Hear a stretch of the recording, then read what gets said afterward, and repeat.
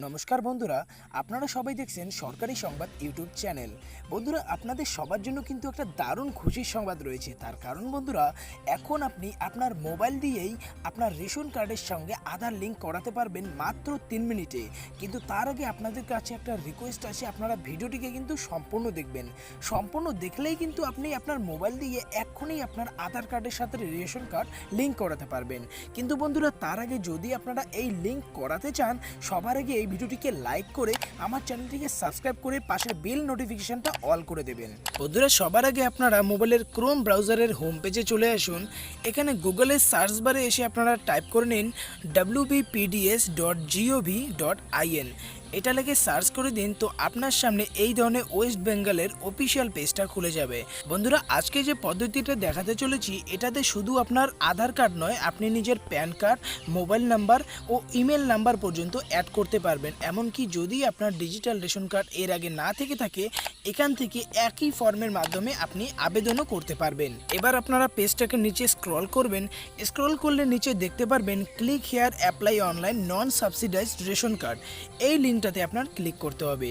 Click করার পরে আপনার সামনে এই ধরনের একটা পেজ খুলে যাবে।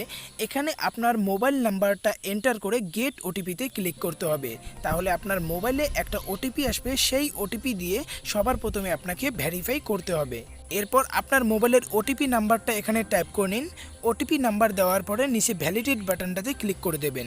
এরপর আপনার সামনে নতুন একটা ওয়েবসাইট খুলে যাবে। এখানে দেখুন লেখা আছে অ্যাপ্লাইং ফর। এখানে দুটো অপশান আছে। একটা হচ্ছে যদি আপনার ডিজিটাল রেশন কার্ড থেকে থাকে যেখানে আধার কার্ড লিঙ্ক নেই, তাহলে উপরের বাটনটা সিলেক্ট করবেন। আর যদি আপনার ডিজিটাল রেশন কার্ড না থেকে থাকে, যদি আপনার পুরনো কাগজের কার্ডটা বা যদি কোনো আধার কার্ড রেশন কার্ড না থেকে থাকে, তাহলে এই নিচের লিঙ্কটাতে ক্লিক করতে হবে। নিচের লিঙ্কটাতে ক্লিক করুন। এবার নিচের লিঙ্ক অনুযায়ী আপনি একটা ফর্ম পেয়ে যাবেন। এই ফর্মটা এবার আপনার ফিল আপ করতে হবে। প্রথমে আসে ডিস্ট্রিক্ট। এখানে ক্লিক করে আপনি যেই ডিস্ট্রিক্ট থেকে বলছেন আপনার ডিস্ট্রিক্ট সিলেক্ট করে নিন। এরপরে আসে ব্লক মিউনিসিপ্যালিটি। এটা ক্লিক করে আপনি নিজের ব্লকটাকে এখান থেকে সিলেক্ট করে নিন। ব্লক সিলেক্ট করার পরে এবার আসে গ্রাম পঞ্চায়েত বা ওয়ার্ড। আপনার যে পঞ্চায়েত এরিয়াটা আছে সেই পঞ্চায়েত এরিয়া এখান থেকে সিলেক্ট করে নেবেন। এরপরে আপনার কাছে অপশান আসবে আপনার গ্রাম সিলেক্ট করার। ভিলেজে ক্লিক করে আপনি আপনার গ্রামটাকে এখান থেকে সিলেক্ট করে নিন। এরপর নিচে স্ক্রল করুন, তাহলে দেখতে পারবেন এখানে আপনার এরিয়ার পিন কোডটা চেয়েছে। তো আপনি আপনার পিন কোডটা এখানে টাইপ করুন। এরিয়ার পিনকোড দেওয়ার পরে নিচে অপশান আসে পুলিশ স্টেশন। আপনার যে এখানে থানা আছে, থানা এখান থেকে সিলেক্ট করে নিন। থানা দেওয়ার পরে এবার লেখা আছে পোস্ট অফিস। আপনার যে পোস্ট অফিস, ডাকঘর যেটাকে বাংলায় বলে থাকি, ডাকঘরটা এখান থেকে সিলেক্ট করে নেবেন। এটা সিলেক্ট করার পরে দেখুন নিচে লেখা আছে ওল্ড পেপার অ্যান্ড ক্যাটাগরি। এই যে লেখা আছে, এখানে দুটো অপশান আছে, একটা আছে ইফ এনি, একটা আছে নো কার্ড। যদি আপনার রেশন কার্ড থেকে থাকে কাগজের আগে যে পুরানোটা, তাহলে ইফ এনি। আর যদি আপনি নতুন করে করতেছেন তাহলে নো কার্ড। তো আমার কাছে পুরনো কার্ডটা ছিল, তাই ইফ এনিতে ক্লিক করা হয়েছে। এরপরে সিলেক্ট ক্যাটাগরিতে ক্লিক করে সেটা আপনার এএওয়াই বা এপি বা এপিএল বা বিপিএল যেটা ছিল সেটা আপনি এখান থেকে সিলেক্ট করে নেবেন। এটা সিলেক্ট করার পরে দেখুন লেখা আছে ফেয়ার প্রাইস শপ বা রেশন ডিলার। এবারে যে ভিলেজ ওয়াইজ এটা আছে, এটাতে আপনার ক্লিক করতে হবে। ক্লিক করার পরে এবার আপনি এটা সিলেক্ট করুন, আপনি ভিলেজ ওয়াইজ নেবেন না ডিস্ট্রিক্ট ওয়াইজ আপনার রেশন ডিলারটা নেবেন। এটা ভিলেজ ওয়াইজ করাটাই সুবিধা হবে। যদি ভিলেজ ওয়াইজ করেন তাহলে আপনার নিকটবর্তী রেশন ডিলার পাবেন।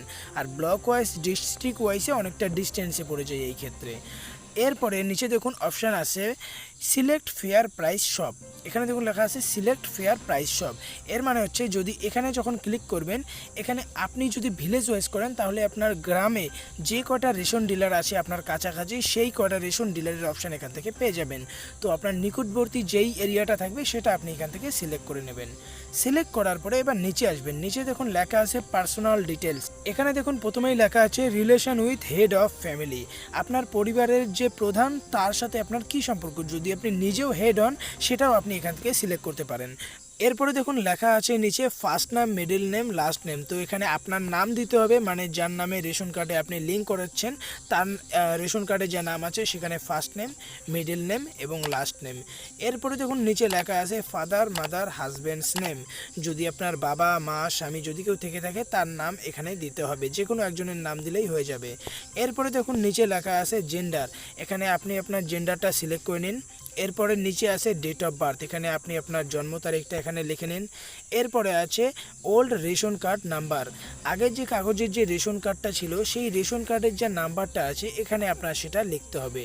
রেশন কার্ডের নাম্বার লেখার পরে আধার কার্ডের যে 12টা সংখ্যা আছে সেই 12টা নাম্বার আপনার এখানে লিখতে হবে। এরপরে আপনার কাছে অপশান থাকবে মোবাইল নাম্বার দেওয়ার, তারপরে আপনার প্যান কার্ড নাম্বার দেওয়ার, এরপর আপনার ইমেল আইডি দেওয়ার। এটা দেওয়ার পর আপনার শো মেম্বার এই অপশানটাতে ক্লিক করতে হবে। শো মেম্বারে ক্লিক করার পর এবার আপনারা এখান থেকেই দেখতে পারবেন যে সেই ফ্যামিলি মেম্বারের সাথে কতজন পরিবারের সদস্য যুক্ত রয়েছেন এবং যতজন পরিবারের সদস্য যুক্ত থাকবেন তাদের সবারই রেশন কার্ড এখান থেকেই আপনি আপডেট করতে পারবেন। এবার যদি আপনি প্রথম জনেরটা আপডেট করাতে চান তো সবার প্রথমে এই রাইট বাটনে ক্লিক করে সেটা সিলেক্ট করে নিন। সিলেক্ট করার পরে দেখুন নিচে অপশান আসে view details, view selected list. এই ভিউ সিলেক্টেড লিস্ট এই বাটনটায় আপনার ক্লিক করতে হবে।